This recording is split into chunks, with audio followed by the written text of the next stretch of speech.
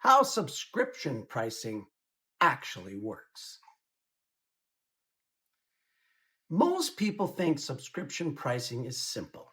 You pay a monthly fee, the company makes money, and that's it. But that's not actually how subscription pricing works. What's really happening behind the scenes explains why prices rise, why features disappear, and why subscriptions are everywhere now. Subscriptions affect almost everyone.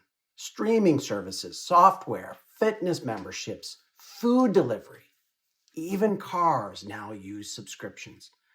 Once you understand how this model really works, a lot of frustrating behavior suddenly makes sense. There are three parts to subscription pricing that most people never see. First, there's what people think they're paying for. Most people assume the price reflects the value of the product, features, content, access, but that's only a small part of the equation. Subscription businesses don't primarily optimize for monthly revenue. They optimize for something called lifetime value.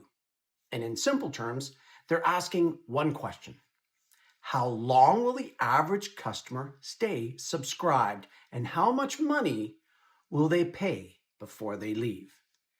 That single question drives almost every pricing decision. That is why free trials exist. Companies know that once someone subscribes and stays long enough, they're much less likely to cancel. It's also why tiered pricing exists. The goal isn't to sell you the cheapest plan. It's to slowly move customers toward higher value tiers over time. And when a customer subscription increases, it's rarely random.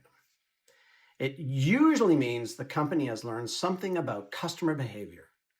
Maybe people don't cancel as often as expected. Maybe they only cancel when the price increases too much at once. Over time, companies test small changes and watch what happens. Pricing is slowly moved towards what customers tolerate, not what feels fair. This is where people often think subscription pricing is about greed, but in most cases, it's about predictability. Subscription models exist because they make revenue more stable and businesses more predictable. Predictable revenue changes how companies behave.